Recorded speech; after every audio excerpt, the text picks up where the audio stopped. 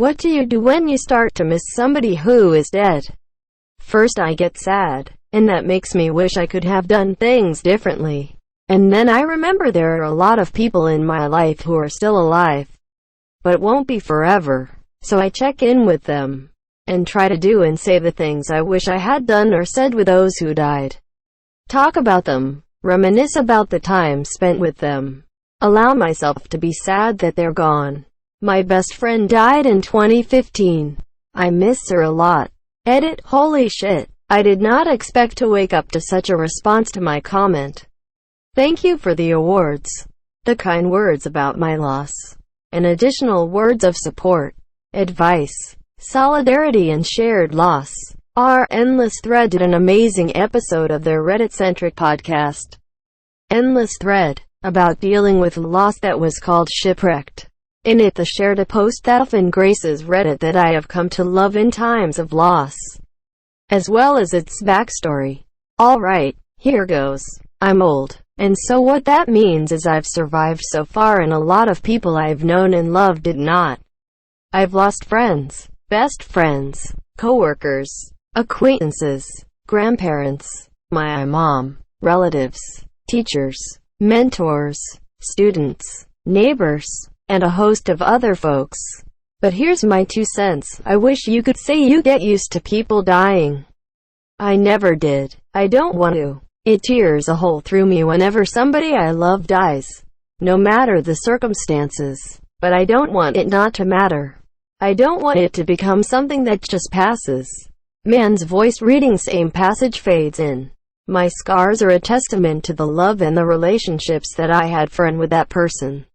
And if the scar is deep, so was the love. So be it. Scars are a testament to life. Scars are a testament that I can love deeply and live deeply and be cut or even gouged. In that I can heal and continue to live and continue to love, and the scar tissue is stronger than the original flesh ever was. Scars are a testament to life. Scars are only ugly to people who can't see. As for grief, you'll find that it comes in waves. When the ship is first wrecked, you're drowning with wreckage all around you. Everything floating around you reminds you of the beauty and the magnificence of the ship that was, and is no more. And all you can do is float. You find some piece of the wreckage and you hang on for a while. Maybe it's something physical. Maybe it's a happy memory or a photograph. Maybe it's a person who is also floating. For a while, all you can do is float. Stay alive. In the beginning, the waves are 100 feet tall and they crash over you without mercy. They come 10 seconds apart and don't even give you time to catch your breath. All you can do is hang on and float. After a while, maybe weeks, maybe months, you'll find that the waves are still 100 feet tall, but they come further apart, and when they come, they still crash all over you and wipe you out. But in between, you can breathe and you can function. You never know what's going to trigger the grief. It might be a song or a picture, a street intersection, the smell of a cup of coffee. It can be just about anything. And the wave comes crashing. But in between the waves, there's life, somewhere down the line, and it's different for everyone. You find that the waves are only 80 feet tall or 50 feet tall. And while they still come, they come further apart and you can see them coming. An anniversary, a birthday, or Christmas, or landing at O'Hare International. You can see it coming for the most part and you prepare yourself. And when it washes over you, you know that somehow you will, again, come out the other side soaking wet, sputtering, still hanging on to some tiny piece of wreckage. But you'll come out. Take it from an old guy. The waves never stop coming. And somehow you don't really want them to. But you learn that you'll survive them. And other waves will come and you'll survive them, too. If you're lucky, you'll have lots of scars from lots of loves. And lots of shipwrecks. It goes on so beautifully. I strongly encourage you to listen to the episode, particularly the last part where the poem is read live. It's worth it. https://www.wbur.org. Endless Thread, the 14th of June 2019. Shipwrecked. Cry. Miss them. I watched my father die. I was there for his last moments, and it's a memory forever ingrained in me, those last moments. But when I think of that time, which normally saddens me, I immediately think about all the good times we had, the valuable life advice I got from him, and that helps. Hey up! I've written out this several times on Reddit, on this account and old ones as well. But I'm going to write you out a new response, because as you'll find, as time passes, perspective on death changes over time. When I was 18, my best friend died my first week of college. I was unable to attend her funeral because my parents deemed it unnecessary. I couldn't pay for my own flight ticket back home. Then, 2 years later, my partner and the love of my life committed suicide. I know grief like the back of my hand. This is a familiar pain. It is an original pain, but it is not an eternal pain. For a long while after these losses, it felt like they colored my entire world. Every memory, past and present, felt cloaked in incredibly sadness. My waking and dreaming life were completely consumed by mourning, and the transition was disorienting. The suddenness and permanence of death carries physical weight. It drains the world of color. It casts you into a sea of deep, thrashing waves, and you feel powerless to stay afloat above the blackened pitch of it. Submerged in grief, in dreams, in the interstices between awake and dreaming, where you realize at the outset of every new day that this is, in fact, real. It levels you. It is no mistake that people who talk about grief liken it to a feeling of drowning, of becoming a husk of your former self, of being completely helpless to combat a loss that feels more like a piece of you has been bored out and taken away than it does something external. The fact is, we are undone by each other. We are undone by grief. We are undone by the person we lost and the pieces of ourselves they take with them when they go. Grief touches everything. It may feel like it has taken everything, too, but it hasn't. It has only taken what was, not what is, not what will be. As your life grows, so too does the space around your grief. As the architect of our own lives and futures, it may take some time to start writing the chapters. After all, grief immerses us in the before. But one day, you will have a moment in which you realize you are no longer in the water, in those hungry waves. You aren't consumed. You don't feel the weight.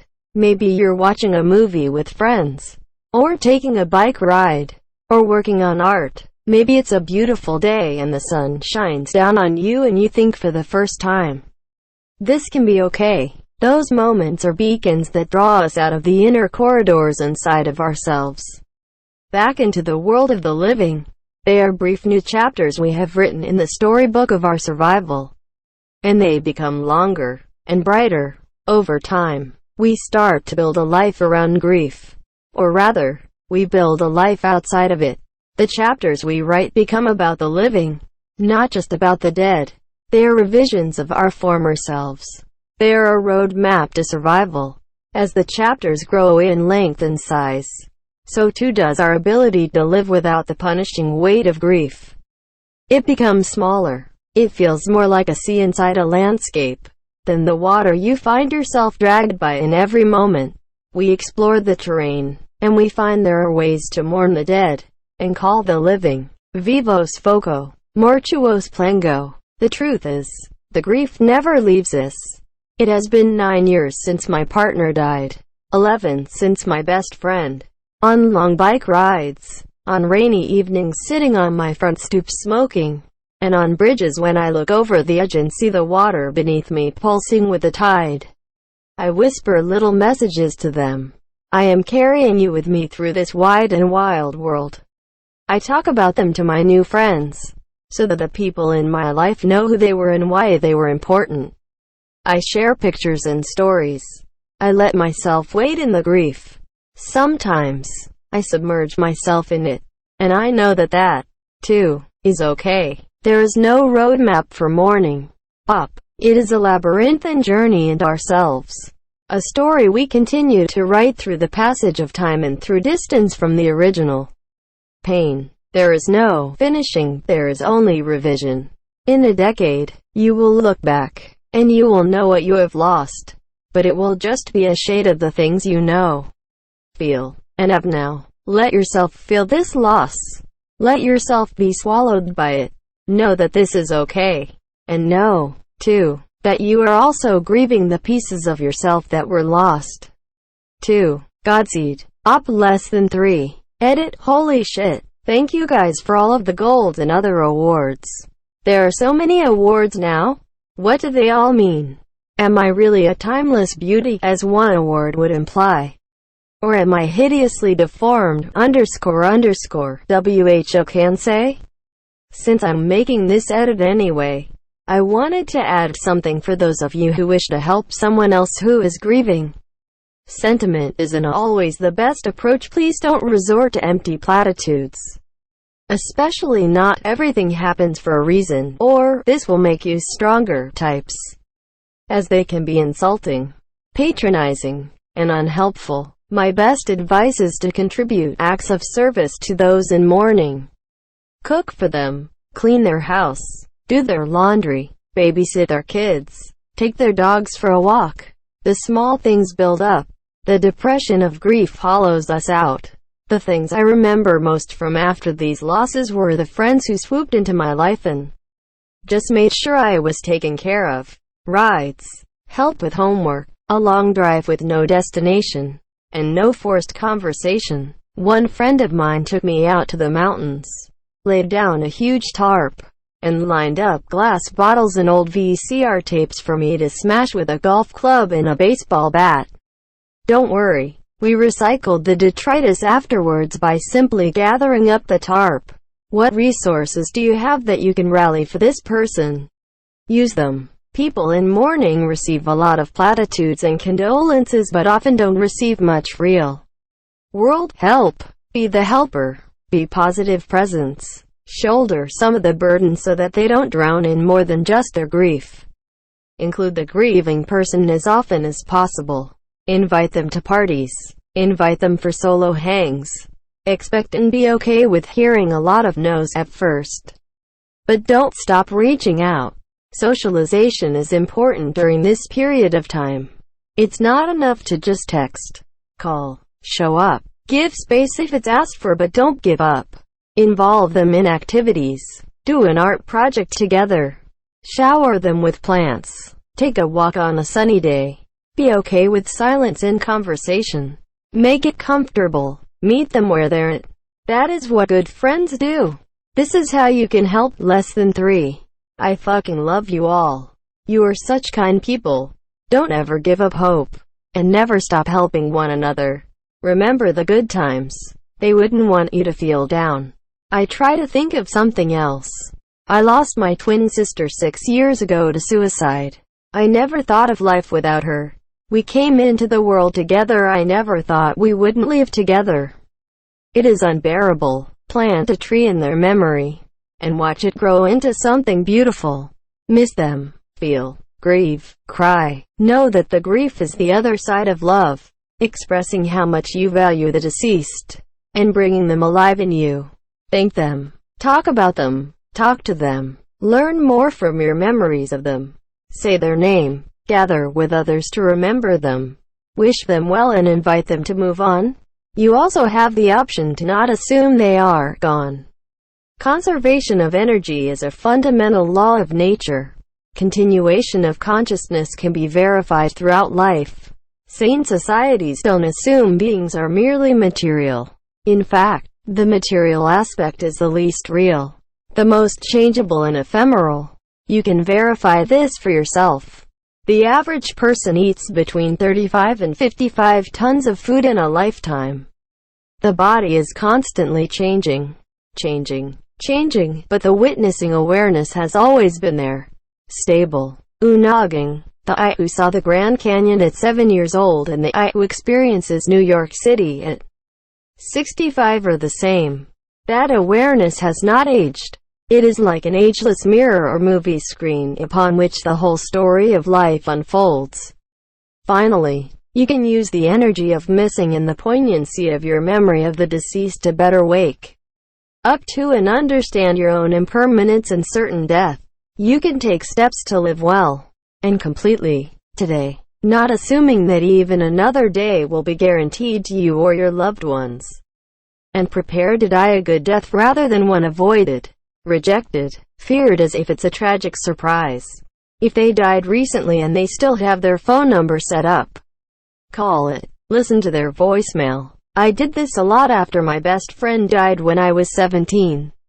There was something so comforting about picking up the phone to call her and hearing her bubbly voice saying, "Hi, it's me. Leave me a message," and knowing she was smiling the entire time she was recording it.